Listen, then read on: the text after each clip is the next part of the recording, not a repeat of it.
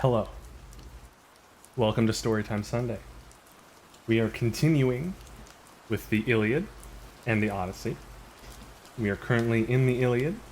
If I open my page to where the bookmark is, it says we are about to start Book 11. With that being said, let me make sure everything is set. Only thing necessary today is nice chill rainfall, which I believe should be playing. And then our nice book. Water, should I need it. And I will need it.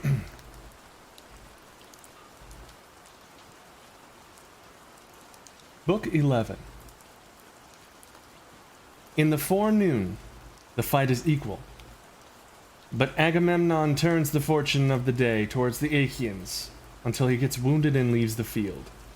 Hector then drives everything before him till he is wounded by Diomed. Paris wounds Diomed. Ulysses, Nestor, and Idomeneus perform prodigies of valor. Machaon is wounded. Nestor drives him off in his chariot.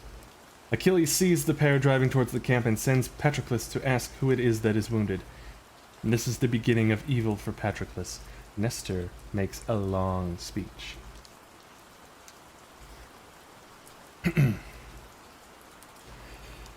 And now as dawn rose from her couch beside Tithonus, harbinger of light alike to mortals and immortals, Jove sent fierce discord with the ensign of war in her hands to the ships of the Achaeans. She took her stand by the huge black hull of Ulysses' ship, which was middlemost of all, so that her voice might carry farthest on either side, on the one hand towards the tents of Ajax, son of Telamon, and on the other towards those of Achilles. For these two heroes, well assured of their own strength, had valorously drawn up their ships at the two ends of the line. There she took her stand and raised a cry both loud and shrill that filled the Achaeans with courage, giving them heart to fight resolutely and with all their might, so that they had rather stay there and do battle than go home in their ships. I'm sorry, I tried to watch as well. I hope you enjoy your time here, and this is a little relaxing as well. And I'm sorry that you couldn't get it running. Thanks for getting it started. Yeah, it's book 11. Did you end up getting to go to the big pride parade? I know Deide went with Julie. The son of Atreus, son of Atreus, keep doing that, shouted aloud and bade the Argives gird themselves for battle while he put on his armor. First he girded his goodly greaves about his legs, making them fast with ankle clasps of silver, and about his chest he set the breastplate which Cinyras had once given him as a guest gift. It had been noised abroad as far as Cyprus that the Achaeans were about to sail for Troy, and therefore he gave it to the king. It had 10 courses of dark cyanus, 12 of gold, and 10 of tin. 10, the number of tin, T-I-N. There were serpents of cyanus that reared themselves up towards the neck, 3 upon either side, like the rainbows which the son of Saturn has set in heaven as a sign to mortal men. About his shoulders he threw a sword, studded with bosses of gold, and the scabbard was of silver with a chain of gold wherewith to hang it. He took moreover the richly dight shield that covered his body when he was in battle, fair to see, with 10 circles of bronze running all around it. On the body of the shield there were 20 bosses of white tin, with another of dark cyanus in the middle. This last was made to show a Gorgon's head, fierce and grim, with rout and panic on either side. The band for the arm to go through was of silver, on which there was a writhing snake of cyanus, with 3 heads that sprang from a single neck, and went in and out among one another. On his head Agamemnon set a helmet, with a peak before and behind, and 4 plumes of horsehair that nodded menacingly above it. Then he grasped 2 redoubtable bronze-shod spears, and the gleam of his armor shot from him as a flame into the firmament, while Juno and Minerva thundered in honor of the king of rich Mycenae. Or Mycenae. Every man now left his horses in charge of his charioteer to hold them in readiness by the trench, while he went into battle on foot, clad in full armor, and a mighty uproar rose on high into the dawning. The chiefs were armed. The chiefs were armed and at the trench before the horses got there, but these came up presently. The son of Saturn sent a portent of evil sound about their host, and the dew fell red with blood, for he was about to send many a brave man hurrying down to Hades. Didn't end up going. Oh, the Benadryl didn't help. Yeah, that's phobic. That's phobic as heck. Allergies. That did not. Okay. The Trojans, on the other side upon the rising slope of the plain, were gathered round great Hector, noble Polydamas, Aeneas, I keep doing that, Aeneas, was honored by the Trojans like an immortal, and the three sons of Antenor, Polybus, Agenor, and young Acamas, beauteous as a god. Hector's round shield showed in the front rank, and as some baneful star that shines for a moment through a rent in the clouds, and is again hidden beneath them, even so was Hector now seen in the front ranks, and now again in the hindermost, and his bronze armor gleamed like the lightning of aegis-bearing Jove. Now as a band of reapers mow swaths of wheat or barley upon a rich man's land, reapers, and the sheaves fall thick before them, even so did the Trojans and Achaeans fall upon one another. They were in no mood for yielding, but fought like wolves, and neither side got the better of the other. Discord was glad as she beheld them, for she was the only god that went among them. The others were not there, but stayed quietly, each in his own home among the dells and valleys of Olympus. All of them blamed the son of Saturn for wanting to give victory to the Trojans, but Father Jove heeded them not. He held aloof from all, and sat apart in all glorious majesty, looking down upon the city of the Trojans, the ships of the Achaeans, the gleam of bronze, and alike upon the slayers and on the slain. Now so long as the day waxed, and it was still morning, their darts rained thick on one another, and the people perished. But as the hour drew nigh when a woodman working in some mountain forest will get his midday meal, for he has felled till his hands are weary, he is tired out and must now have food, then the Danaans, with a cry that rang through all their ranks, broke the battalions of the enemy. Agamemnon led them on and slew first Bianor, a leader of his people, and afterwards his comrade and charioteer Oileus, who sprang from his chariot and was coming full towards him. But Agamemnon struck him on the forehead with his spear. His bronze visor was of no avail against the weapon, which pierced both bronze and bone, so that his brains were battered in, and he was killed in full fight.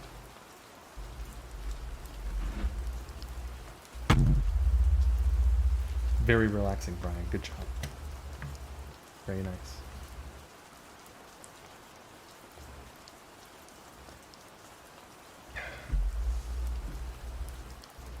Yeah, that's a perfect place for this.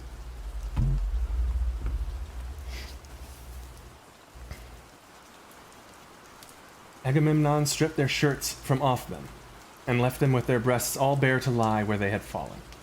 He then went on to kill Isis and Antiphus, two sons of Priam, the one a bastard, the other born in wedlock. They were in the same chariot, the bastard driving, while noble Antiphus fought beside him. Achilles had once taken both of them prisoners in the glades of Ida, and had bound them with fresh withes as they were shepherding, but he had taken a ransom for them. Now, however, Agamemnon, son of Atreus,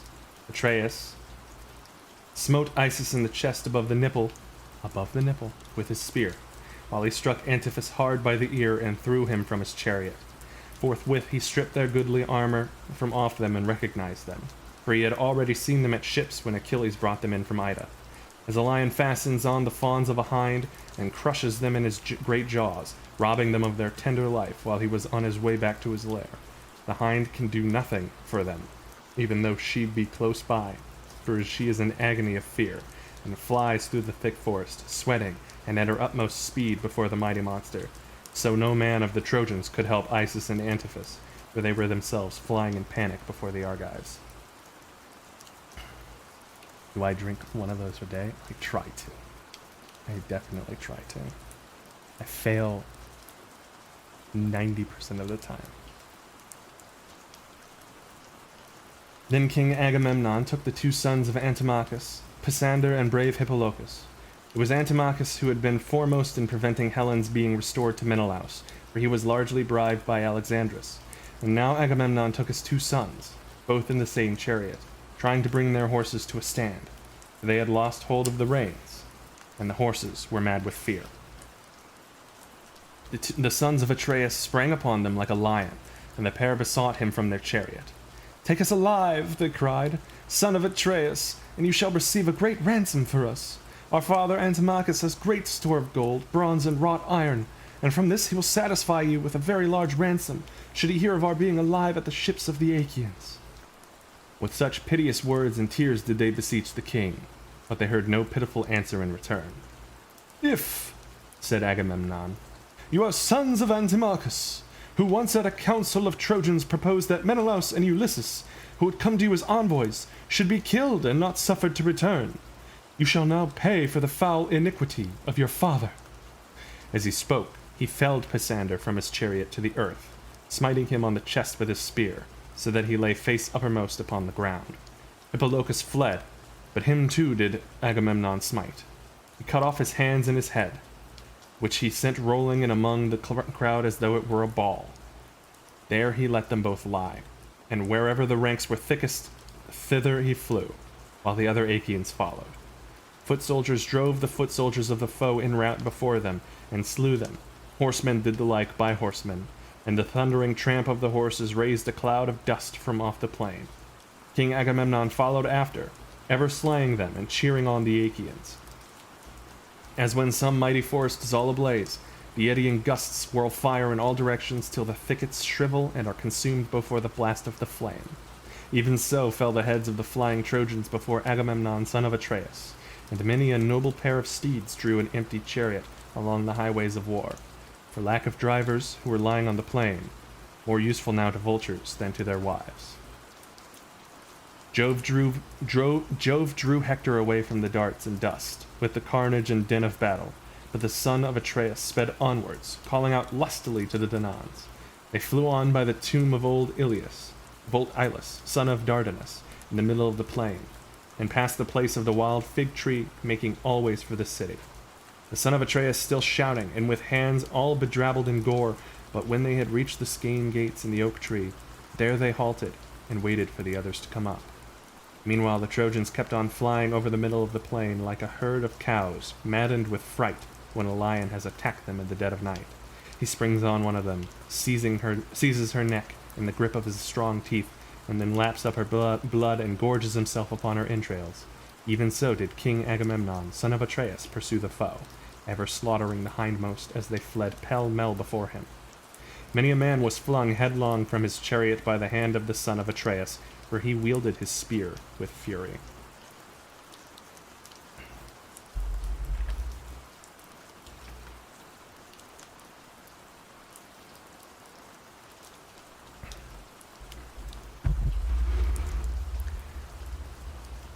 No, I think I know how to read or how to write like Homer now, at least according to Samuel Butler.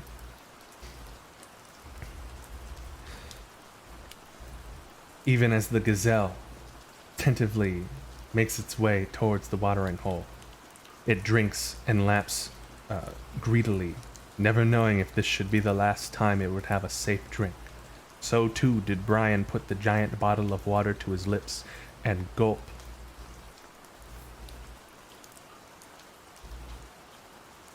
And his armor rang round him, or whatever I can never remember. But when he was just about to reach the high wall and the city, the father of gods and men came down from heaven and took his seat, thunderbolt in hand, upon the crest of many-fountained Ida. He then told Iris of the golden wings to carry a message for him. "Go," said he, "fleet Iris, and speak thus to Hector. Say that so long as he sees Agamemnon heading his men and making havoc of the Trojan ranks, he is to keep aloof and bid the others bear the brunt of the battle. But when Agamemnon is wounded either by spear or arrow and takes to his chariot, then I will vouchsafe him strength to slay till he reach the ships and night falls at the going down of the sun." The going down of the sun. I mean the sunset. Iris hearkened and obeyed. Down she went to strong Ilius from the crests of Ida, and found Hector, son of Priam, standing by his chariot and horses.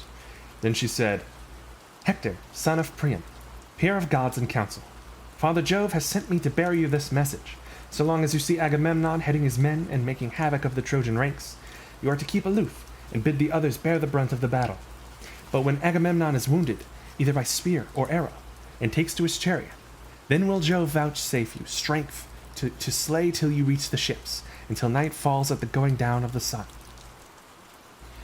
When she had thus spoken, Iris left him, and Hector sprang full armed from his chariot to the ground, brandishing his spear as he went about everywhere among the host, cheering his men on to fight, and stirring the dread strife of battle. The Trojans then wheeled round, and again met the Achaeans, while the Argives, on their part, strengthened their battalions. The battle was now in array, and they stood face to face with one another, Agamemnon ever pressing forward in his eagerness to be ahead of all others. Here we go. Tell me now, ye muses that dwell in the mansions of Olympus, who, whether of the Trojans or of their allies, was first to face Agamemnon? It was Iphidamas, son of Antenor, a man both brave and of great stature, who was brought up in fertile Thrace, the mother of sheep.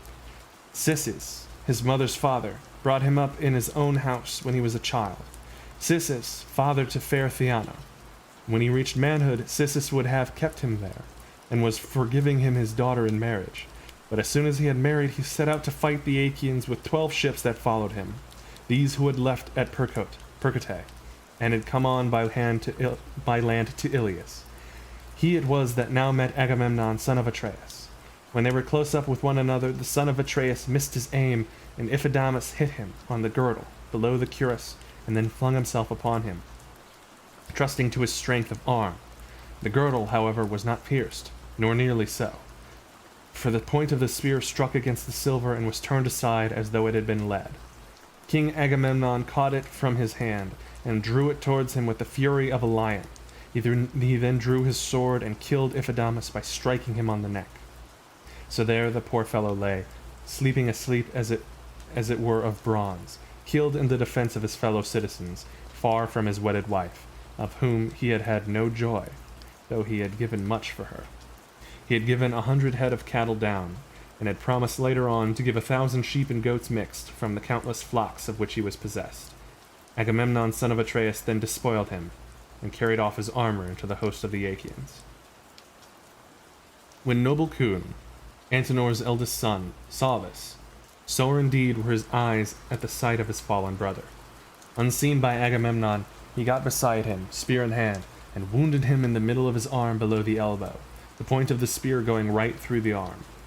Agamemnon was convulsed with pain, but still not even for this did he leave off struggling and fighting, but grasped his spear that flew as fleet as the wind, and sprang upon Coon, who was trying to drag off the body of his brother, his father's son, by the foot, and was crying for help to all the bravest of his comrades.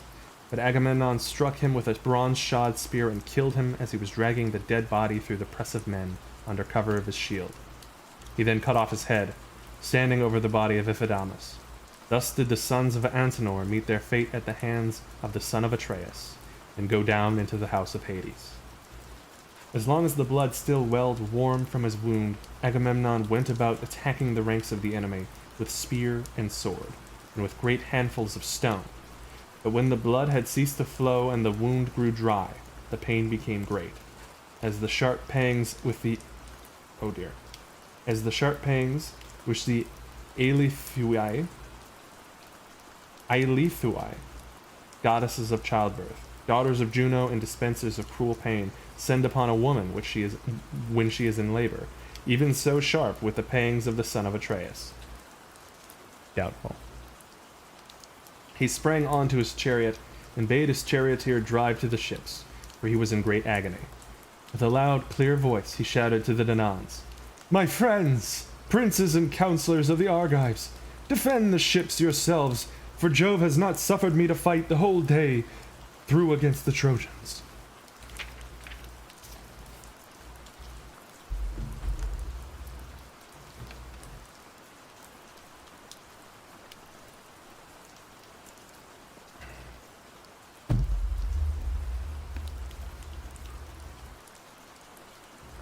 With this, the charioteer turned his horses towards the ships, and they flew forward nothing loth.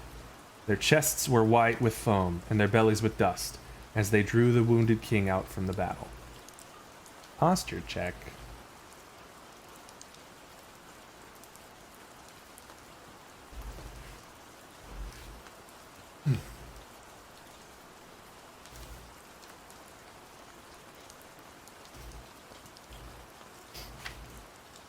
When Hector saw Agamemnon quit the field, he shouted to the Trojans and Lycians, saying, make sure you think about it. Thank you.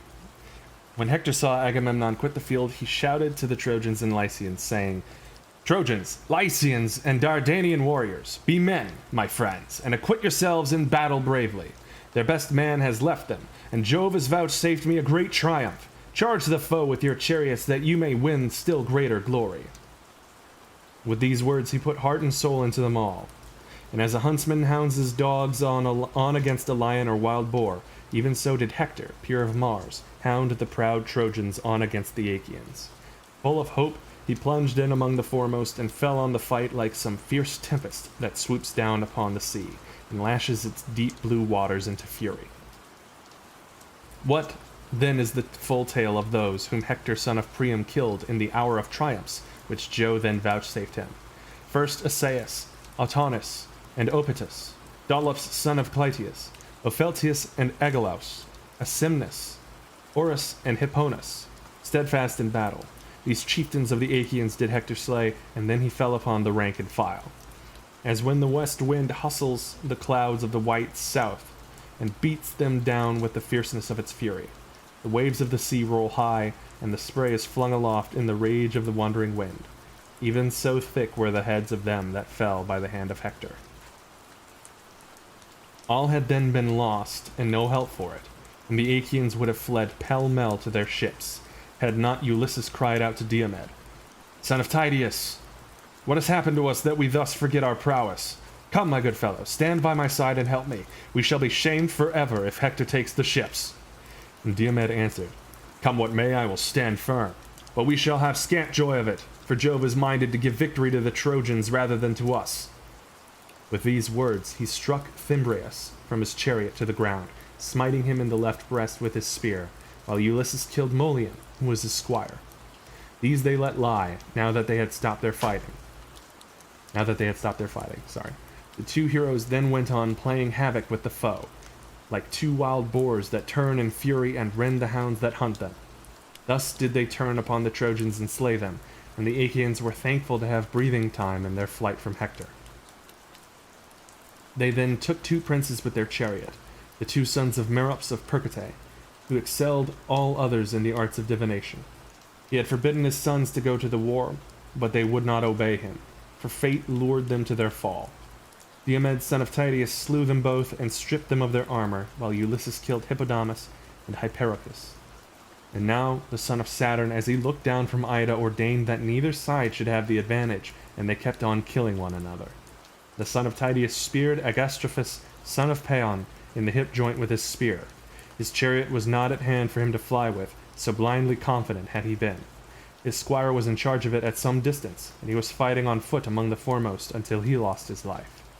Hector soon marked the havoc Diomed and Ulysses were making, and bore down upon them with a loud cry, followed by the Trojan ranks. Brave Diomed was dismayed when he saw them, and said to Ulysses, who was beside him, "Great Hector is bearing down upon us, and we shall be undone. Let us stand firm and wait his onset." He poised his spear as he spoke, and hurled it, nor did he miss his mark. He had aimed at Hector's head near the top of his helmet, but bronze was turned by bronze, and Hector was untouched, for the spear was stayed by the visored helm made with 3 plates of metal, which Phoebus Apollo had given him. Hector sprang back with a great bound under cover of the ranks. He fell on his knees and propped himself with his brawny hand, leaning on the ground, for darkness had fallen on his eyes. The son of Tydeus, having thrown his spear, dashed in among the foremost fighters, to the place where he had seen it strike the ground. Meanwhile, Hector recovered himself, and springing back into his chariot, mingled with the crowd, by which means he saved his life. But Diomed made at him with his spear and said, "Dog, you have again got away though death was close under your heels. Phoebus Apollo, to whom I ween you pray ere you go into battle, has again saved you. Nevertheless, I will meet you and make an end of you hereafter, if there is any god who will stand by me too and be my helper. For the present I must pursue those I can lay hands on." As he spoke, he began stripping the spoils from the son of Paeon. But Alexandrus, husband of lovely Helen, aimed an arrow at him, leaning against a pillar of the monument which men had raised to Ilus, son of Dardanus, a ruler in days of old. Diomed had taken the cuirass from off the breast of Agastrophus, his heavy helmet also, and the shield from off his shoulders, when Paris drew his bow and let fly an arrow that sped not from his hand in vain, but pierced the flat of Diomed's right foot, going right through it and fixing itself in the ground. Thereon Paris, with a hearty laugh, sprang forward from his hiding place and taunted him, saying, "You are wounded. My arrow has not been shot in vain. Would that it had hit you in the belly and killed you, for thus the Trojans who fear you as goats fear a lion would have had a truce from evil." Diomed, all undaunted, answered, "Archer, you who without your bow are nothing, slanderer and seducer, if you were to be tried in single combat fighting in full armor, your bow and your arrows would serve you in little stead. Vain is your boast, in that you have scratched the sole of my foot. I care no more than if a girl or some silly boy had hit me. A worthless coward can inflict but a light wound. When I wound a man, though I but graze his skin, it is another matter, for my weapon will lay him low. His wife will tear her cheeks for grief, and his children will be fatherless. There will be rot, reddening the earth with his blood, and vultures, not women, will gather round him." Thus he spoke, but Ulysses came up and stood over him. Under this cover he sat down to draw the arrow from his foot, and sharp was the pain he suffered as he did so. Then he sprang onto his chariot and bade the charioteer drive him to the ships, for he was sick at heart. Ulysses was now alone. Not one of the Argives stood by him, for they were all panic-stricken. "Alas," said he to himself in dismay, "what will become of me? It is ill if I turn and fly before these odds, but it will be worse if I am left alone and taken prisoner, for the son of Saturn has struck the rest of the Danaans with panic. But why talk to myself in this way? Well do I know that, though cowards quit the field, a hero, whether he wound or be wounded, must stand firm and hold his own." While he was thus in two minds, the ranks of the Trojans advanced and hemmed him in, and bitterly did they come to rue it. As hounds and lusty youths sit upon a wild boar that sallies from his lair, whetting his white tusks, they attack him from every side and can hear the gnashing of his jaws, but for all his fierceness they still hold the ground. Even so furiously did the Trojans attack Ulysses. First he sprang spear in hand upon Diopetus, and wounded him on the shoulder with a downward blow. Then he killed Thun and Ennomus. After these he struck Chersidamus in the loins under his shield, as he had just sprung down from his chariot. So he fell in the dust and clutched the earth in the hollow of his hand. These he let lie, and went on to wound Charops, son of Hippasus, own brother to noble Socus. Socus, hero that he was, made all speed to help him, and when he was close to Ulysses he said, "Fore-famed Ulysses, insatiable of craft and toil, this day you shall either boast of having killed both the sons of Hippasus, and stripped them of their armor, or you shall fall by my spear." Which will it be?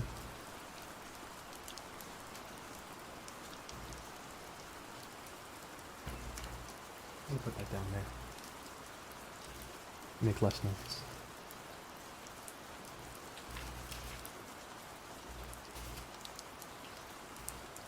It's a long book. And by book I mean chapter.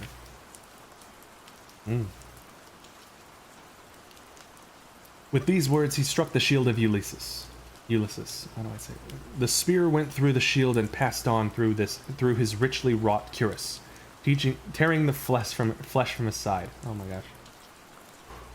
But Pallas Minerva did not suffer it to pierce the entrails of the hero.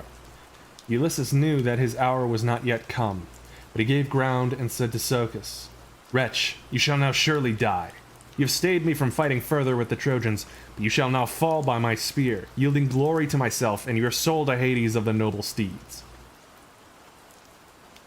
Socus had turned in flight, but as he did so, the spear struck him in the back midway between the shoulders and went right through his chest. He fell heavily to the ground, and Ulysses vaunted over him, saying, "O Socus, son of Hippasus, tamer of horses, death has been too quick for you, you have not escaped it. Poor wretch, not even in death shall your father and mother close your eyes, but the ravening vultures shall enshroud you with the flapping of their dark wings and devour you, whereas even though I fall, the Achaeans will give me my due rites of burial." So saying, he drew Socus's heavy spear out of his flesh, and from his shield, and the blood welled forth when the spear was withdrawn, so that he was much dismayed. When the Trojans saw that Ulysses was bleeding, they raised a great shout and came on in a body towards him. He therefore gave ground and called his comrades to come and help him. Thrice did he cry as loudly as man can cry, and thrice did brave Menelaus hear him. He turned therefore to Ajax, who was close beside him, and said, Ajax, noble son of Telamon, captain of your people, the cry of Ulysses rings in my ears, as though the Trojans had cut him off and were worsting him while he is single-handed. Let us make our way through the throng. It will be well that we defend him. I fear he may come to harm for all his valor if he be left without support, and the Danaans would miss him sorely. He led the way, and mighty Ajax went with him. The Trojans had gathered round Ulysses like ravenous mountain jackals round the carcass of some horned stag that has been hit with an arrow. The stag has fled at full speed so long as his blood was warm and his strength has lasted, but when the arrow has overcome him, the savage jackals devour him in the shady glades of the forest. Then heaven sends a fierce lion thither, whereon the jackals fly in terror, and the lion robs them of their prey. Even so did Trojans many and brave gather round crafty Ulysses, but the hero stood at bay and kept them off with his spear. The metaphors, man. Ajax then came up with his shield before him like a wall, and stood hard by, whereon the Trojans fled in all directions. Menelaus took Ulysses by the hand and led him out of the press, while his squire brought up his chariot. But Ajax rushed furiously on the Trojans and killed Doricles, a bastard son of Priam, and he wounded Pandocus, Lysandrus, Pyrasus, and Pylartes. As some swollen torrent comes rushing in full flood from the mountains onto the plain, big with the rain of heaven. Many a dry oak and many a pine does it engulf, and much mud does it bring down and cast into the sea. Even so did brave Ajax chase the foe furiously over the plain, slaying both men and horses. Hector did not yet know what Ajax was doing, for he was fighting on the extreme left of the battle by the banks of the river Scamander, where the carnage was thickest and the war cry loudest round Nestor and brave Idomeneus. Among these Hector was making great slaughter with his spear and furious driving, and was destroying the ranks that were opposed to him. Still the Achaeans would have given no ground, had not Alexandrus, husband of lovely Helen, stayed the prowess of Machaon, shepherd of his people, by wounding him in the right shoulder with a triple-barbed arrow. The Achaeans were in great fear that as the fight had turned against them, the Trojans might take him prisoner. And Idomeneus said to Nestor, Nestor, son of Neleus, honor to the Achaean name. Mount your chariot at once. Take Machaon with you and drive your horses to the ships as fast as you can. A physician is worth more than several other men put together, for he can cut out arrows and spread healing herbs. I mean, I can do that too. It's not very impressive. Nestor, knight of Gerene, did as Idomeneus had counseled. He at once mounted his chariot, and Machaon, son of the famed physician Aesculapius, went with him. He lashed his horses, and they flew onward, nothing loth toward the ships, as though of their own free will. Then Cibriones, seeing the Trojans in confusion, said to Hector from his place beside him, Hector, here are we two fighting on the extreme wing of the battle, while the other Trojans are in pell-mell rout, they and their horses. Ajax, son of Telamon, is driving them before him. I know him by the breadth of his shield. Let us turn our chariot and horses thither, where horse and foot are fighting most desperately, and where the cry of battle is loudest. With this he lashed his goodly steeds, and when they felt the whip, they drew the chariot full speed among the Achaeans and Trojans, over the bodies and shields of those that had fallen. The axle was bespattered with blood, and the rail round the car was covered with splashes both from the horses' hooves and from the tires of the wheels. Hector tore his way through and flung himself into the thick of the fight, and his presence threw the Danaans into confusion, for his spear was not long idle. Nevertheless, though he went among the ranks with sword and spear and throwing great stones, he avoided Ajax, son of Telamon, for Jove would have been angry with him if he had fought a better man than himself.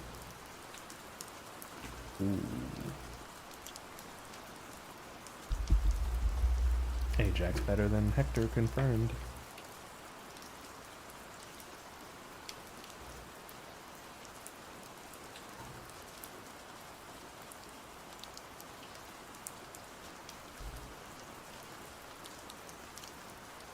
Then Father Jove, from his high throne, struck fear into the heart of Ajax, so that he stood there dazed and threw his shield behind him, looking fearfully at the throng of his foes, as though he were some wild beast, and turning hither and thither, but crouching slowly backwards. as peasants with their hounds chase a lion from their stockyard and watch by night to prevent his carrying off the pick of their herd.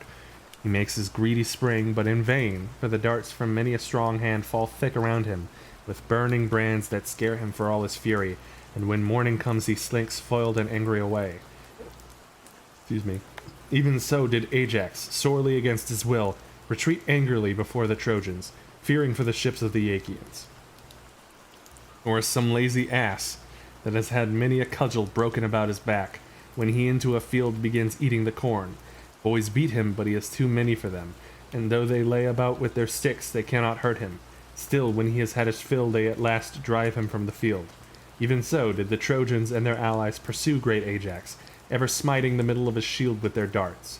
Now and again he would turn and show fight, keeping back the battalions of the Trojans, and then he would again retreat. But he prevented any of them from making his way to the ships. Single-handed, he stood midway between the Trojans and Achaeans. The spears that sped from their hands struck some of them in his mighty shield, while many, though thirsting for his blood, fell to the ground ere they could reach him to the wounding of his fair flesh. Now when Eurypylus, the brave son of Euaemon, saw that Ajax was being overpowered by the rain of arrows, he went up to him and hurled a spear. He struck Apisaon, son of Phausius, in the liver below the midriff, and laid him low. Eurypylus sprang upon him, and stripped the armor from his shoulders, but when Alexander saw him, he aimed an arrow at him which struck him in the right thigh. The arrow broke, but the point that was left in the wound dragged on the thigh. He drew back, therefore, under the covers of his comrades to save his life, shouting as he did so to the Danaans, "My friends, princes and counselors of the Argives, rally to the defense of Ajax, who is being overpowered, and I doubt whether he will come out of the fight alive. Hither, then, to the rescue of great Ajax, son of Telamon." Even so did he cry when he was wounded. Thereon the others came near and gathered round him, holding their shields upwards from their shoulders, so as to give him cover. Ajax then made towards them, and turned round to stand at bay as soon as he had reached his men. Thus then did they fight as it were a flaming fire. Meanwhile the mares of Neleus, all in a lather with sweat, were bearing Nestor out of the fight, and with him Machaon, shepherd of his people. Achilles saw and took note, for he was standing on the stern of his ship, watching the hard stress and struggle of the fight. He called from the ship to his comrade Patroclus, who heard him in the tent and came out looking like Mars himself. Here indeed was the beginning of the ill that presently befell him. "Why," said he, "Achilles, do you call me? What do you want with me?" And Achilles answered, "Noble son of Menoetius, man after my own heart, I take it that I shall now have the Achaeans praying at my knees, for they are in great straits. Go, Patroclus, and ask Nestor who it is that he is bearing away wounded from the field. From his back I should say it was Machaon, son of Aesculapius, but I could not see his face, for the horses went by me at full speed." Patroclus did as his dear comrade had bidden him, and set off running by the ships and tents of the Achaeans. When Nestor and Machaon had reached the tents of the son of Neleus, they dismounted, and an esquire, Eurymedon, took the horses from the chariot. The pair then stood in the breeze by the seaside to dry the sweat from their shirts, and when they had so done, they came inside and took their seats. Fair Hecamede, whom Nestor had awarded to him from Tenedos when Achilles took it, mixed them a mess. She was daughter of wise Arsinus, and the Achaeans had given her to Nestor because he excelled all of them in counsel. First she set for them a fair and well-made table that had feet of cyanus. On it there was a vessel of bronze and an onion to give relish to the drink, with honey and cakes of barley meal. There was also a cup of rare workmanship which the old man had brought with him from home, studded with bosses of gold. It had 4 handles, on each of which there were 2 golden doves feeding, and it had 2 feet to stand on. Anyone else would hardly have been able to lift it from the table when it was full, but Nestor could do so quite easily. In this the woman, as fair as a goddess, mixed them a mess with Pramnian wine. She grated goat's milk cheese into it with a bronze grater, threw in a handful of white barley meal, and having thus prepared the mess, she bade them drink it. When they had done so, and had thus quenched their thirst, they fell talking with one another, and at this moment Patroclus appeared at the door.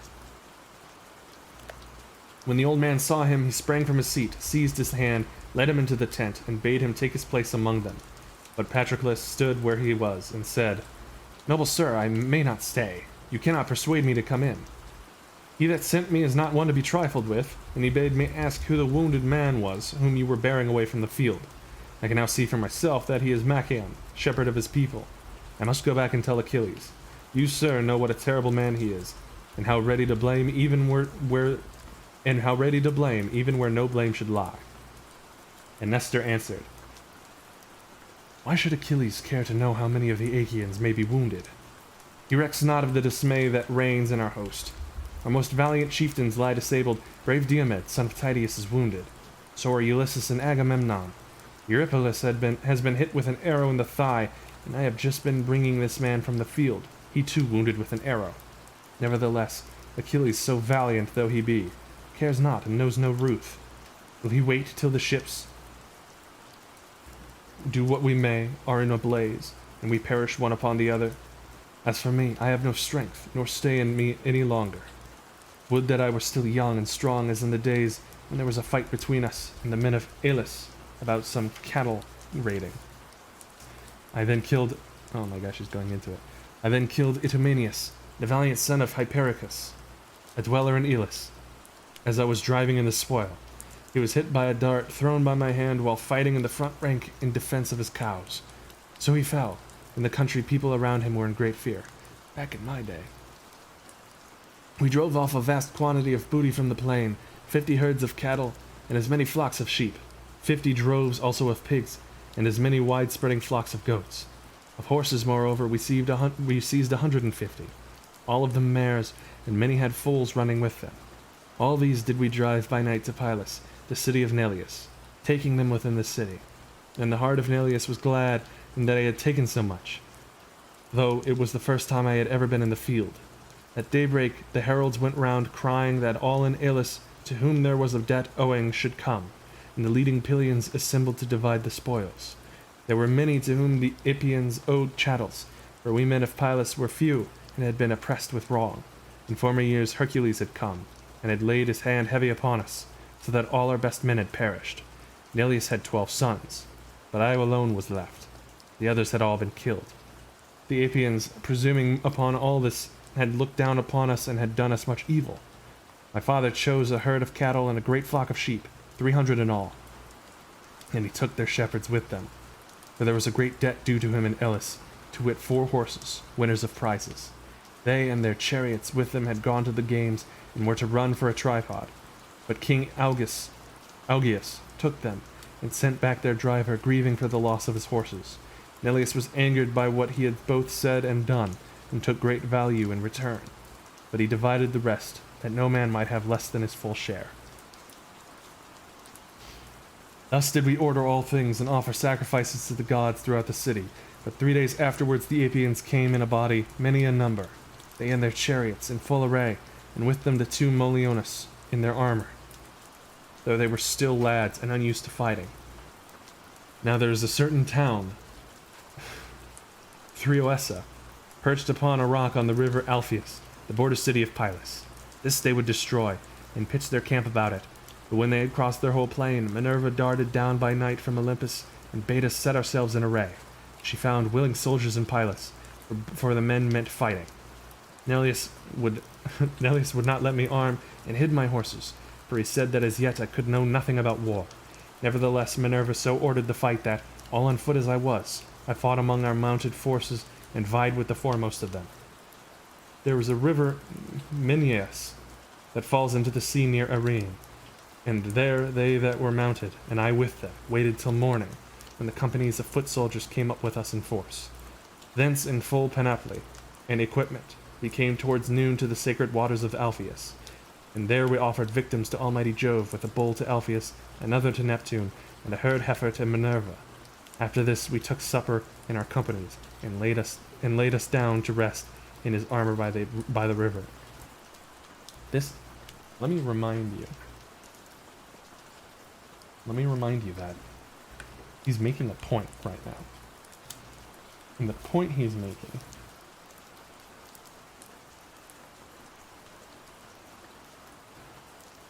He said, Achilles is so valiant, yet he cares not, and knows no ruth. As for me, I have no strength nor stay in me any longer. Would that I were still young and strong, in the days when there was a fight between us and the men of Illis about some cattle raiding. It is going to be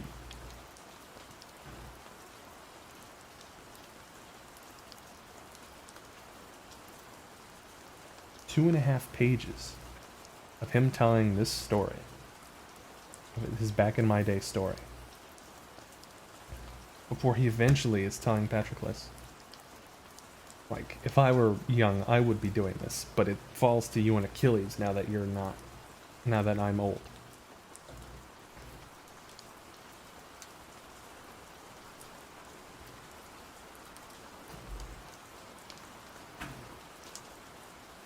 Two and a half pages. In case anybody wanted to see, like, what the pages looked like, how big they were, the writing, etc. And the spacing.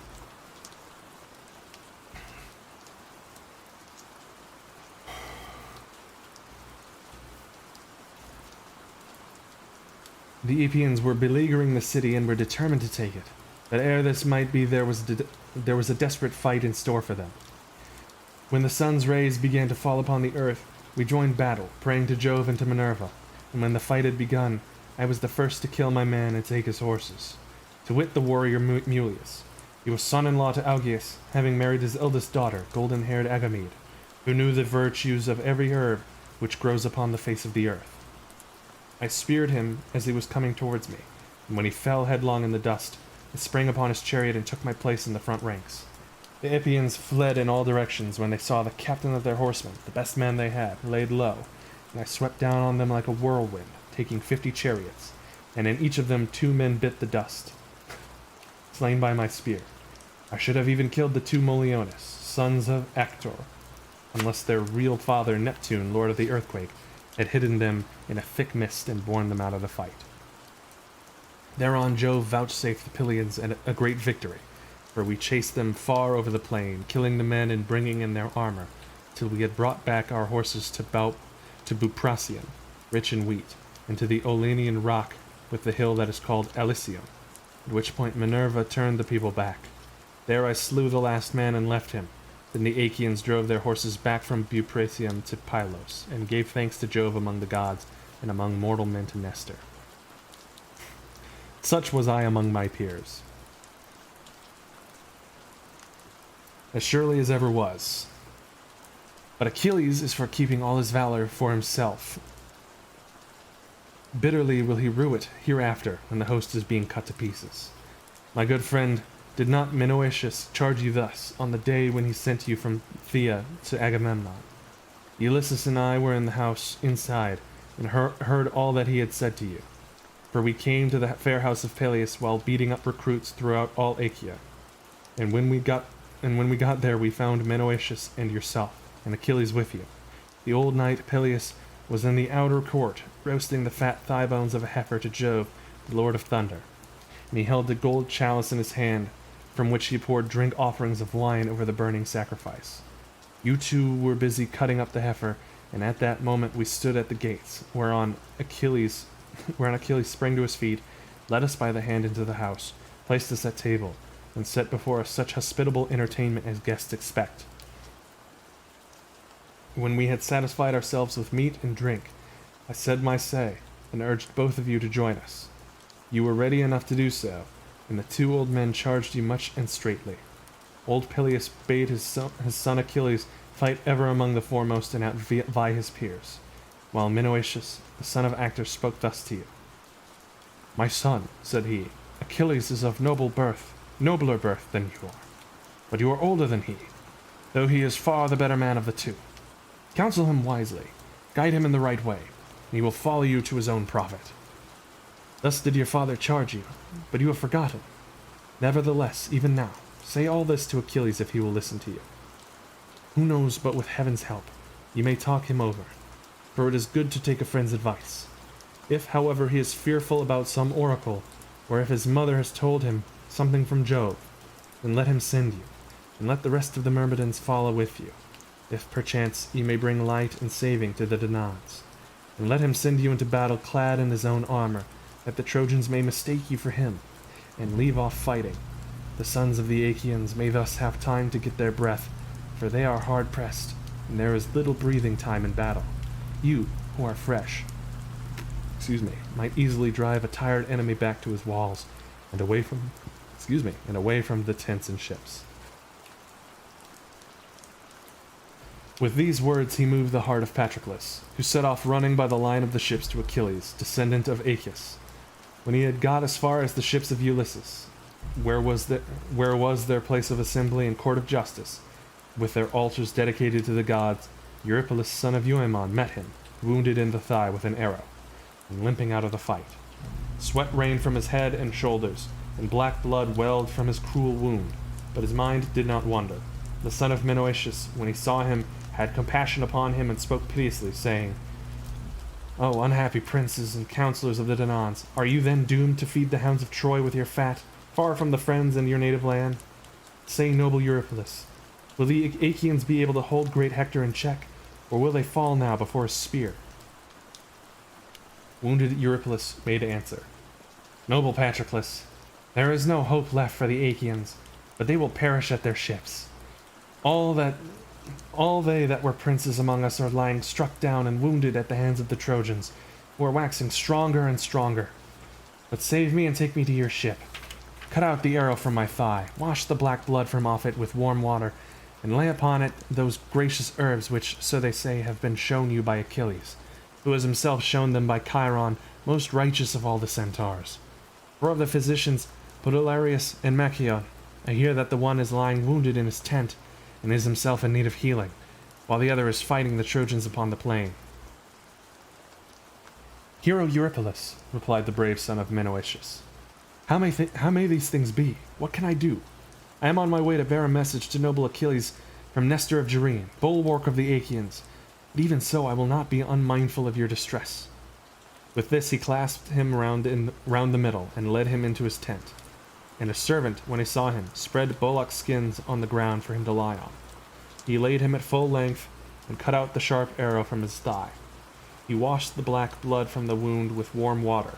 He then crushed a bitter herb, rubbing it between his hands, and spread it upon the wound.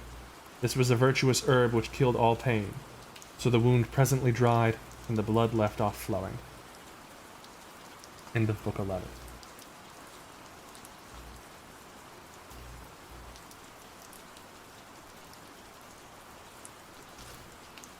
I need to double check something.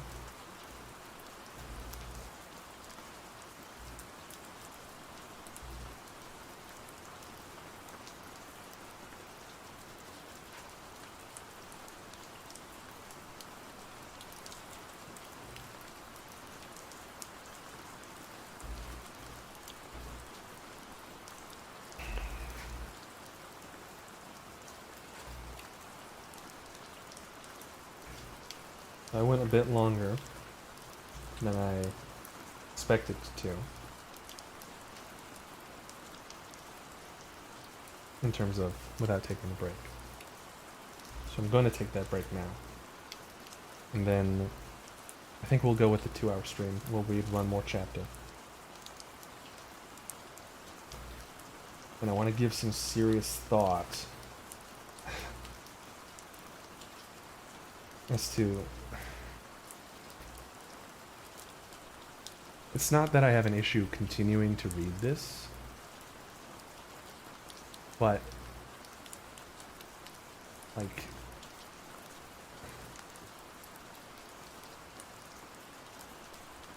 this book could have been written in 200 pages.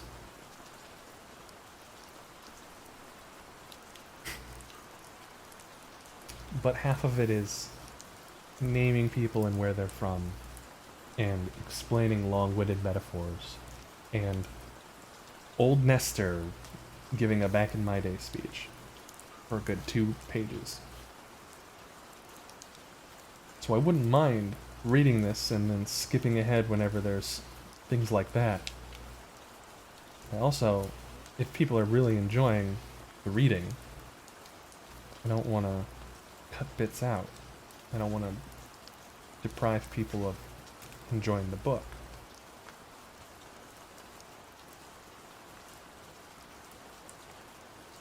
I don't know. I'll have to give some thought to that. At any point, we've been going for an hour. We're going to take a 15. Thank you to everyone who's listened through Book of 11 in 15 minutes. We'll be back with Book 12. And I hope you have an enjoyable break. Be right back.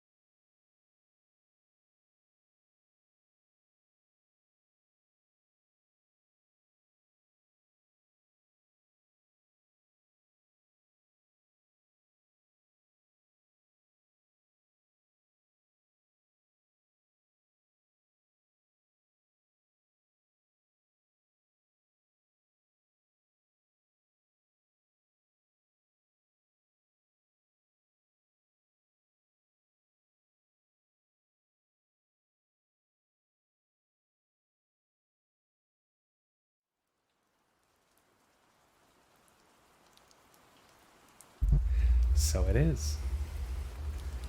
It is in fact 7:15. How many seconds late am I?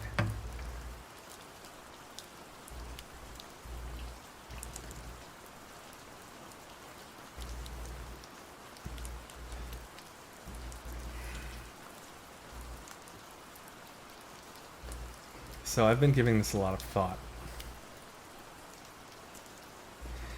And I'm probably going to read this next chapter.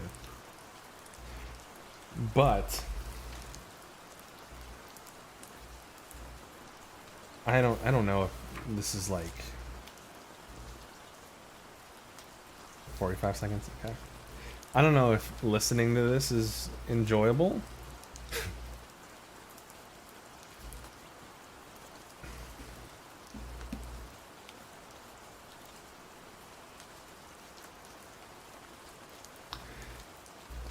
I want to ask somebody who's read a different translation of this, and if it is as wordy and weighty and impossible to get through as this has felt the past 200 pages, then I might just skip to the Odyssey.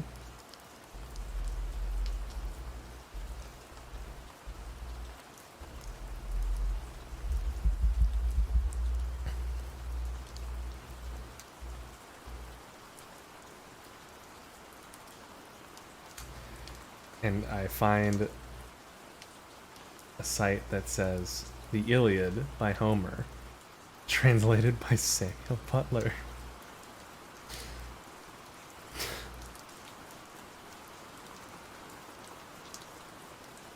It's the exact same.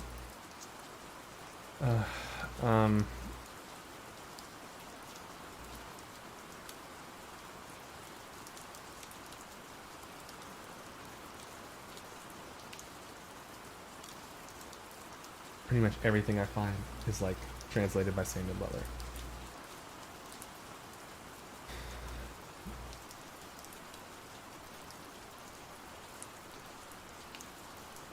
Oh.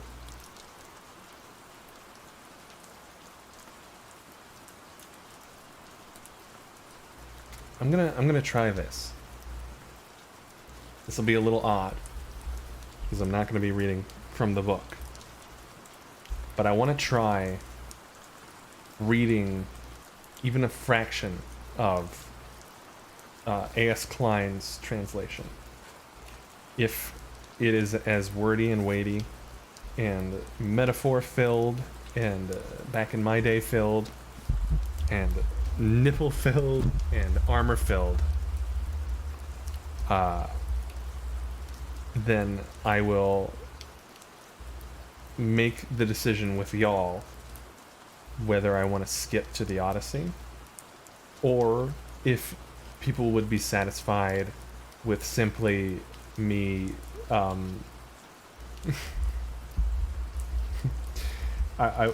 it might be kind of funny to say something like, as would long-winded metaphor here, so did Hector kill so and so. You know, like some truncations, I believe is the correct word. Let me look that. Truncations. Shortening something by removing part of it. There you go. Some truncations. Big words. Let's go. You know, some quick summarizations, etc. of the weightier bits. Because this book could be told in 200 pages, and I'm at 200 pages, and reading a guy tell an entire other story within this story just to make a point in the middle of, like, a war actively happening is... what? Did you really think he sat there with Patroclus and told him for 2 pages worth that about all this great stuff that he did when he was younger, like one of his many adventures? I mean, whatever. Okay, we're gonna try this. We're gonna see how it goes. And if it goes really well, then I'm going to maybe read the rest of this version instead. Or we'll see. I want to poll y'all, is the thing. I want to be able to know if I'm making a mistake or if people are enjoying themselves. While brave... I need to actually do this correctly, though. While brave Patroclus was tending wounded Eurypylus in his hut, the Greeks and Trojans milled together fighting, and it seemed that Danan's trench and the thick wall behind it would not long protect them. They had built the wall and dug the moat to defend the ships and their vast spoils, but had failed in ritual sacrifice to the gods. Built in violation of immortal will, it could not stand for long. In fact, while Hector lived, and Achilles nursed his anger, and Priam's city remained intact, the Achaeans' mighty wall remained. But when the best of the Trojans were dead, and many Greeks too, though some survived, and Troy had fallen into... What? Is this just a spoiler? Is this in this too?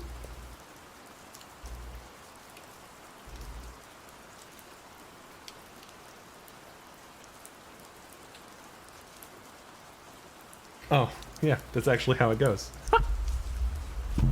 How interesting. In fact, while Hector lived, and Achilles nursed his anger and Priam's city remained intact, the Achaeans' mighty wall remained. But when the best of the Trojans were dead, and many Greeks too, though some survived, and Troy had fallen in the 10th year, and the Greeks and their ships had sailed for their native land, Poseidon and Apollo would agree to destroy it, channeling the force of all the rivers against it, those that flow from Ida to the sea.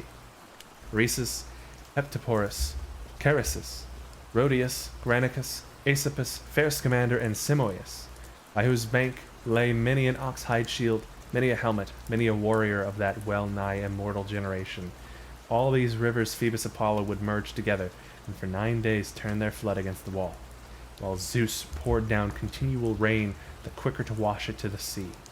Poseidon, Earth-shaker, the trident in his hands, would further the destruction, sweeping its foundations, all the stones and beams, into the waves. All that the Greeks had labored so hard to establish would turn the rivers back into their channels, confining their fair streams, cover the long beach again with sand, and make all smooth again by Hellespont. All this Apollo and Poseidon would perform, but now war with its confusion raged about the well-built wall, till the wooden towers rang with the blows of missiles. The Greeks, under Zeus's lash, were pinned by the hollow ships, held there by fear of Hector, the mighty maker of rout, who scoured among them like the whirlwind. A lion or a wild boar, reveling in its strength, whirls this way and that among the hounds and huntsmen, till the men close ranks and make a wall against it, hurling showers of darts. Then its great heart, free of fear, never quails, though its very courage condemns it, as it wheels about to test the ring of men again and again, forcing the huntsmen to retreat before its charge. So Hector ranged to and fro, while urging his men to cross the trench. The swift horses, neighing loudly in fear, balked at the steep brink of the wide moat, which was hard to overleap or cross, bordered as it was by hanging banks, planted above by the Greeks with thick and close-set sharpened stakes, to foil the foe. No chariot team could pass across with ease, though the infantry were eager to attempt it. So Polydamas approached brave Hector, saying, "Hector, and all you other leaders of the Trojans and allies, it would be foolish to set our fine horses at the trench. They would fail to dodge the sharpened stakes, while the space between the moat and the wall is too narrow for charioteers to fight even on foot, but wide enough to cause our ruin. If Zeus the Thunderer aids us Trojans in anger, and wills the enemy's destruction, then I too would gladly see the Achaeans fall, far from Argos and forgotten. But if they round on us, and drive us from the ships back against the moat they dug, not one of us will escape to carry the news to Troy. Why not do as I suggest? Let the charioteers restrain the horses by the moat, while we, fully armed, follow Hector on foot. If their fate is already sealed, the Greeks cannot withstand us."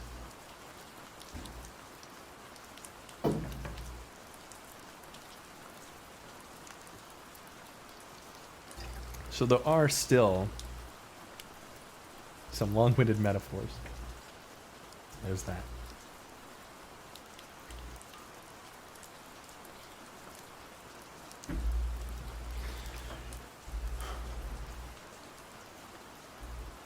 Hector approved of Polydamas' prudent advice, and leapt from his chariot fully armed.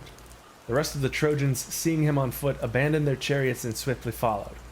They left their charioteers to marshal the chariots by the moat, while they formed 5 companies and fell in behind their leaders. The largest company with the finest warriors followed Hector and peerless Polydamas, eager to breach the wall and attack the hollow ships.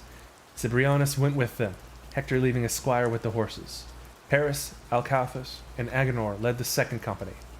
Helenus and noble Deiphobus, sons of Priam, led the third, with Asius, son of Hyrtacus, proud of his great bay steeds that brought him from Arisbe by the banks of Celeus. The fourth company had Aeneas for a leader, the mighty son of Anchises, and with him Antenor's sons, Archilochus and Acamas, veterans in war. Sarpedon led the rest, Troy's noble allies, choosing Glaucus and fierce Asteropos, the finest among them after himself, as his subordinates.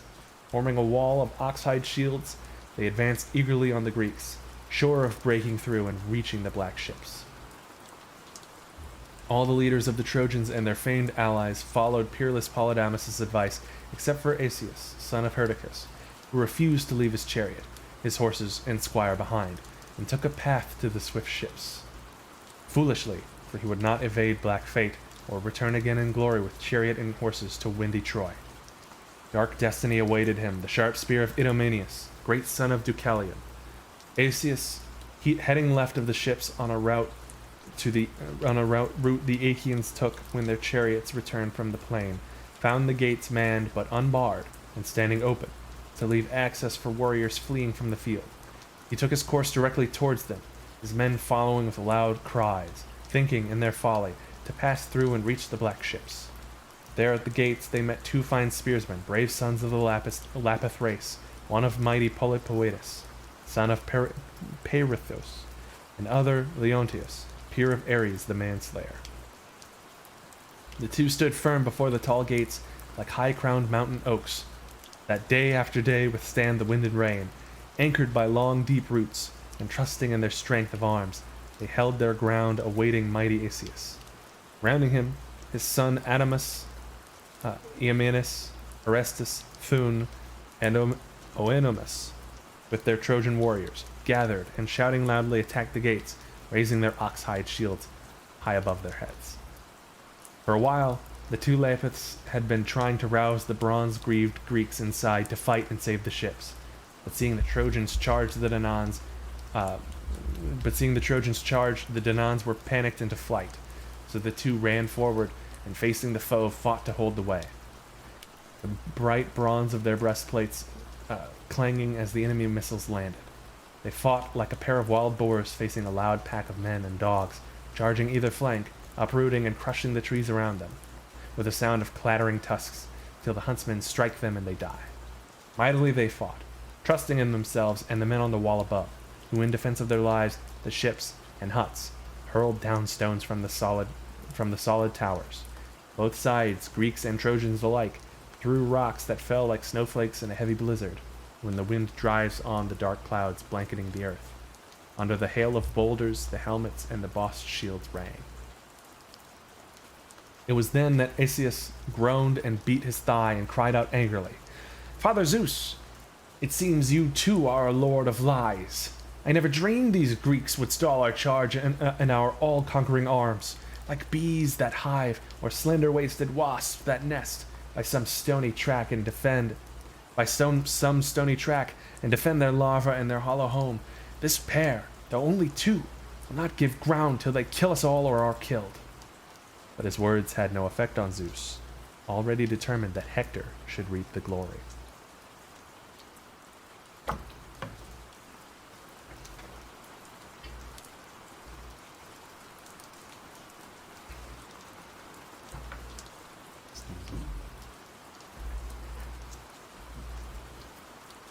Meanwhile, the Trojans fought the Greeks at the other gates, and it would take a god indeed to tell of all those things. Fierce fires lit the stone wall, all along its length, as the desperate Greeks defended their ships, while even the immortals who favored them were troubled. Still the Lapiths took the fight to their enemies. Perithos' mighty son Polypoetes, in his fury, struck Damasus with a spear on his bronze-cheeked helmet, its point piercing the metal and entering the bone, so the Trojan's brains splattered the lining of his helm. Then Polypoetes killed Pylon and Ormenus, while Leontius, scion of Ares, hit Hippomachus, Antimachus' son, on the belt with a spear cast, and drawing a sharp sword from its sheath, ran at Antiphates in the crowd, and knocked him backwards on the ground, and he felled Menon, Eamenus, and Orestes, and left them in the dust. While the Lapithae stripped the corpses of their gleaming armor, the young warriors following Hector and Polydamas, the largest contingent and pick of the army, though eager to take the wall and burn the ships, were forced to halt at the trench and reflect. As they prepared to cross, an eagle high in the sky wheeled across their left, grasping a long blood-red snake alive and writhing. It still had fight in it, arching back to strike the eagle on its breast, and the bird in pain, letting it fall among the troops, flew swiftly down the wind with a loud cry. The Trojans were appalled by the snake writhing on the ground, an omen from aegis-bearing Zeus. Polydamas again approached brave Hector. "You always object to my sound advice and counsel, Hector. You think it wrong if a commoner questions your power, there or here in the field, but I will say what I think. We should call off our attack on the Greek ships. This omen of the eagle high on the left, letting the red snake fall, before the bird reached its nest to feed its young, means that though we break the wall and push the Greeks back, they will fight for their ships and kill many Trojans, the rest of us retreating over this ground in disarray. So a soothsayer, skilled in deciphering omens and respected by the men, would say." Hector of the gleaming helm gazed at him angrily and replied, "Polydamas, your words are no longer to my taste. You can do better than that speech, surely. If you mean what you say, the gods must have addled your brains. You would tell me to forget Zeus the Thunderer's faithful promise and the advice he gave me, but take note of the flight of birds. I care not if they fly towards dawn and the sun, or west towards the dark. We must obey the will of Almighty Zeus, the king of mortals and immortals. This one rule is best, to fight for your country. Why indeed should you shrink from battle? For even if the rest of us to a man die beside the Greeks' ships, you, wavering and weak, are not one to lose your life. Yet if you shirk the fight or try to dissuade others, I will strike you down with this spear." Ooh.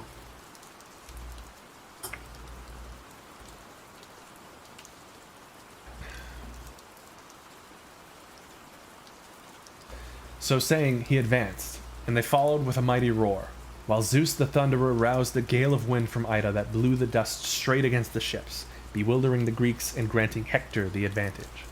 Trusting in these portents and their own strength, the Trojans sought to shatter the Greek wall, tearing down the projecting outworks, raising the battlements, and prying out the supporting beams with which the Greeks had buttressed it. Removing them, they hoped the works would collapse. But even now the Greeks would not give way, masking the holes with ox-hide screens, pelting the foe as they neared the wall. The two Iantes ranged along the wall, rallying the defense and urging the Greeks on.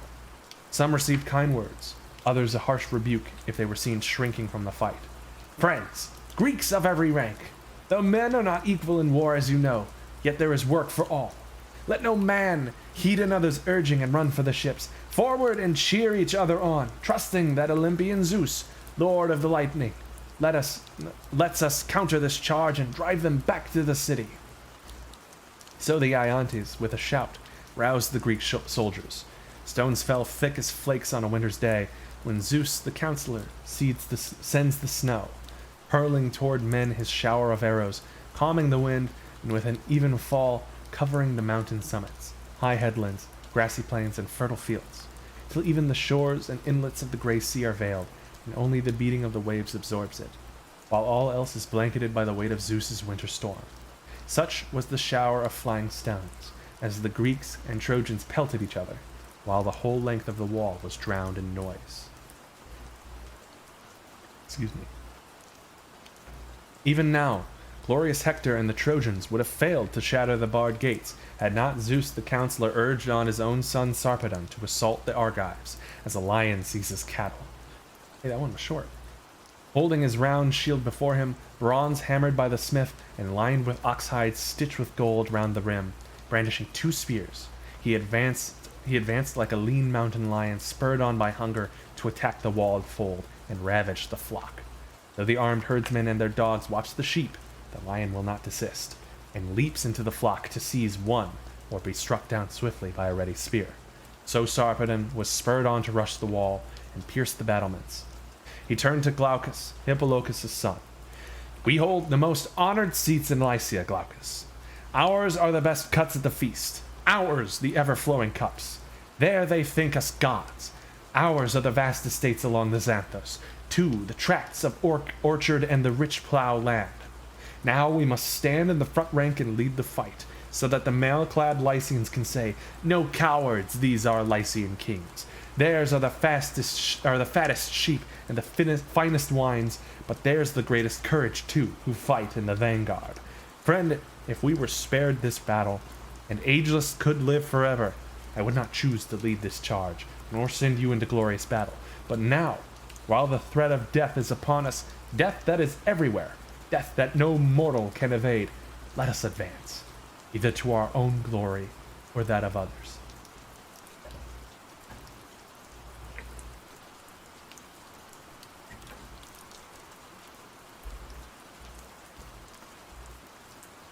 Glaucus obeyed without a murmur, and the 2 ran forward leading the mass of Lycians.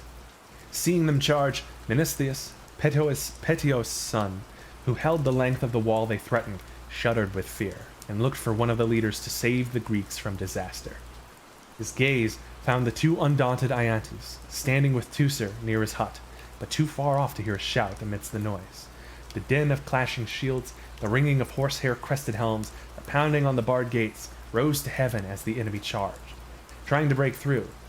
In an instant he called to Thutis, the herald, "Run to Ajax, to the Iantes. We will need both to counter the assault by these Lycian leaders, powerful in war. But if they are too hard pressed, let us have Telamonian Ajax at least, and Teucer the fine archer as well." The herald, hearing the order, ran swiftly along the line of bronze-clad Achaeans, and reaching the Iantes gave his message. At once Telamonian Ajax turned and spoke these words to Ajax the Lesser. "Son of Oileus, you and mighty Lycomedes hold the fort and rouse the men to fight, while I ward off this new attack, then hurry back." With this, he and Teucer, his blood brother, set off along the inner wall, followed by Pandion, carrying Teucer's curved bow. Reaching stalwart Menestheus' post, they found him hard pressed. The enemy, like a black storm surge, poured over the wall, led by the mighty rulers of the Lycians and their generals, and with a great cry, the Greeks set themselves to fight. Telamonian Ajax was the first to kill, felling brave Epicles, Sarpedon's friend, with a jagged lump of rock from a heap inside the wall. The youngest and strongest of our generation would have been hard put to lift it in both hands, but Ajax raised it high and hurled it, shattering the 4-ridged helm and crushing the skull. Epicles plummeted like a diver from the wall. Then the spirit fled his bones. Meanwhile, Teucer had pierced mighty Glaucus, Hippolochus' son, wounding his exposed arm, with an arrow shot from the battlements, forcing him from the fight.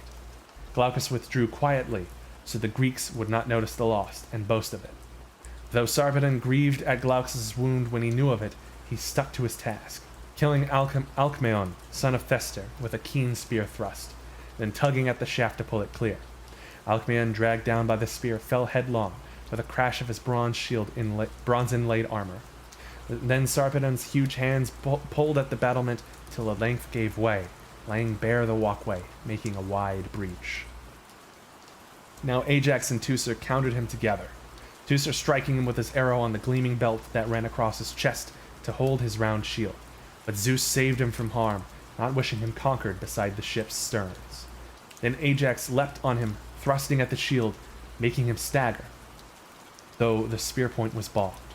Sarpedon fell back from the battlement, yet still anxious to win glory, he turned and shouted to the godlike Lycians. Where is your fierce courage? Strong as I am, I cannot breach this wall and force a way to the ships alone. Follow me. The more of you, the better." At this, shamed by their lord's rebuke, the Lycians gathered round their counselor and king, while the Greeks on the far side reinforced the wall. And there was a mighty conflict. Lycian strength failed to break the parapet and force a way, while the Greeks failed to dislodge the Lycians from the wall, like two parties with their measuring rods arguing over the boundary stones in a shared field, contending in that narrow strip for their rights. So the battlements divided them. Over the top, they hacked at each other's ox-hide shields, those round targets or light bucklers at their chests. The pitiless bronze cut into many a warrior's flesh through the exposed back as he turned, or clean through his shield itself. The whole length of the wall was spattered with Greek and Trojan blood. Still the Greeks held, and the fight hung in the balance, like the scales in which a woman carefully weighs the wool she has spun to earn a meager wage and feed her children, until Zeus chose to grant the greater glory to Hector. Priam's son would be first inside the wall. Now Hector uttered a piercing cry to rouse the Trojans. "On, horse-taming Trojans! Break the Argive wall, and put their ships to the blazing torch."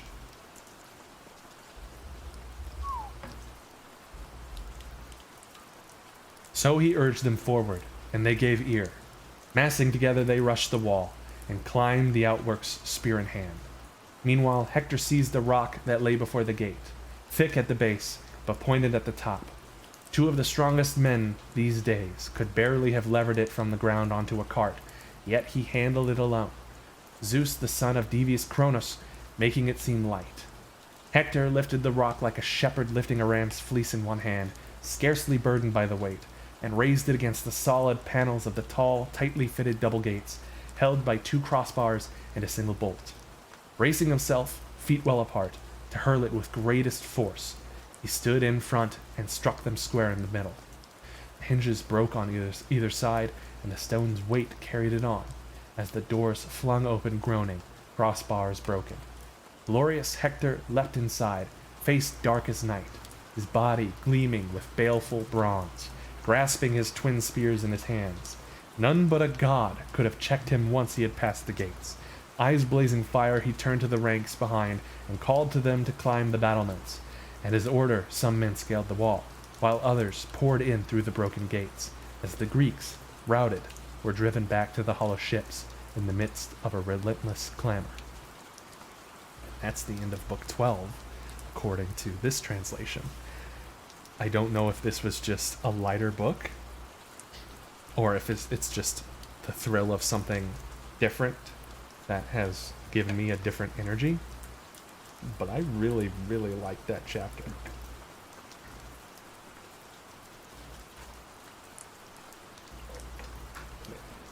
There could be a lot of different elements to this, but we can do some comparisons here. It is a shorter chapter. It is 12 pages.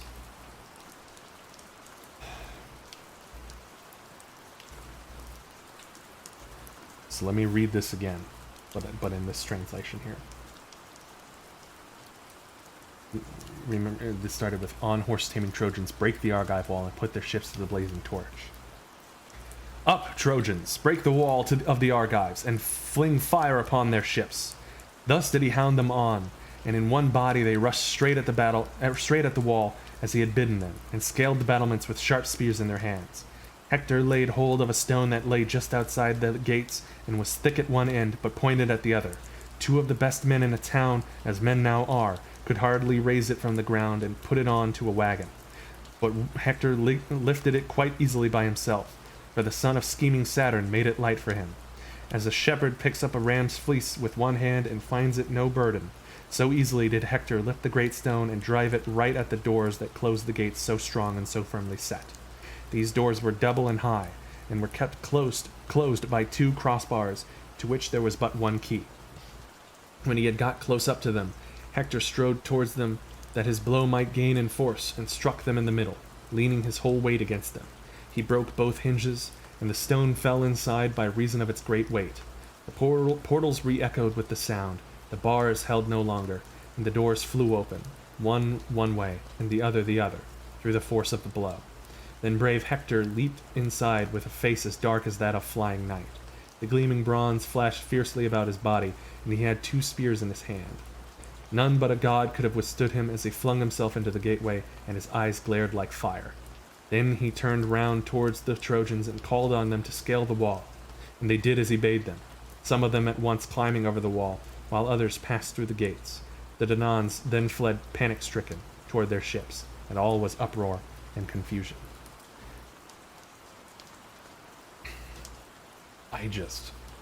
I really like the language more of this other translation.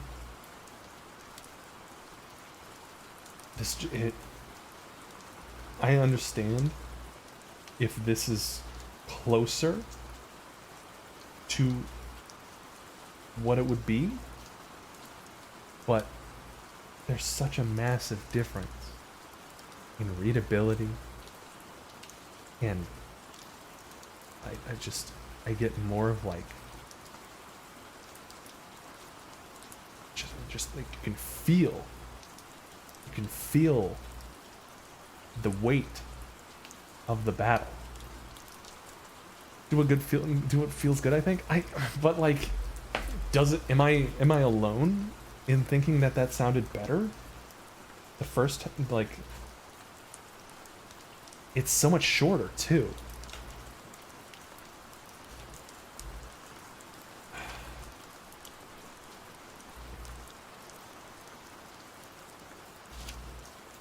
Like, there wasn't a single mention of nipple. Not a single mention. And there were still some metaphors, but it didn't seem like they were incredibly long-winded.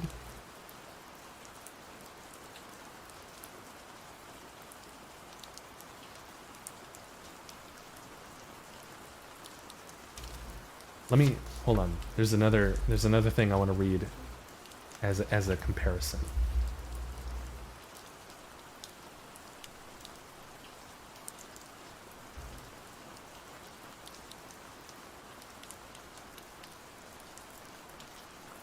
Okay.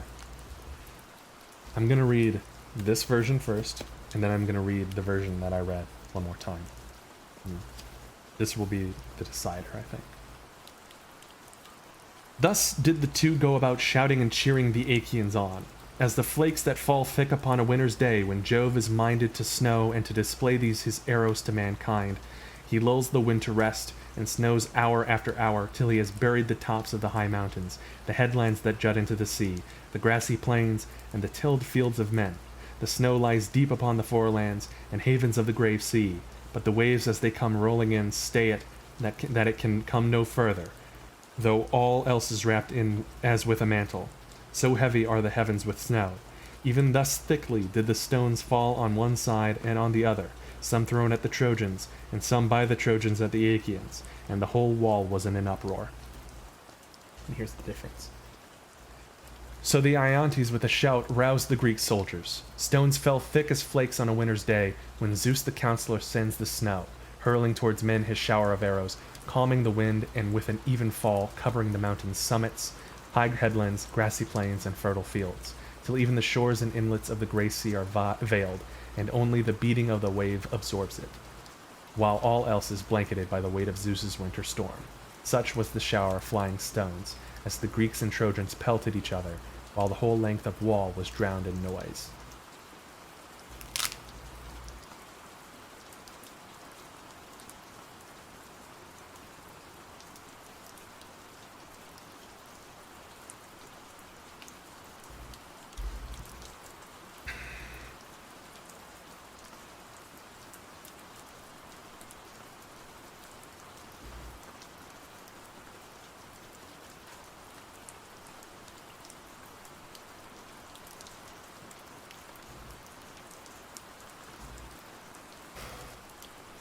I don't...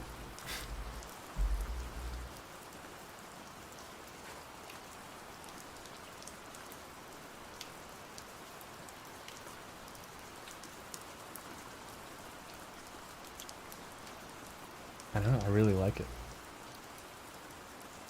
I feel bad that I bought this book. And it's not gonna look like me, you know, reading. Yeah. But it's such a... It's more enjoyable to me. But if people are enjoying this, then I don't want to stop. Because all in all, there's really little difference. It's the same story. But if the language in this is more fun, then... I mean, like, we've had fun, you know, armor raying around him, and just above the nipple. And all of Samuel Butler's fun little alliterations. Either way, I think that's where I'm going to stop for the reading, since we are close to the 2-hour mark. But I think I'm going to take a 10, and then at 8, stream something else. Why not? We can do Minesweeper again. I've been kicking hard mode's booty lately. But yeah, we'll end that stream. We'll end the stream here, and then we'll start again at 8. Thank you, Tan. And then, you know, if people have ideas, then people have ideas. If not, maybe I'll just like play some Mahjong and chill. Maybe I'll put Minesweeper back up. We'll just chat. We'll see what happens. For now, I think I'll put the BRB up. Maybe run an ad. And then restart the stream with a different header. Be right back.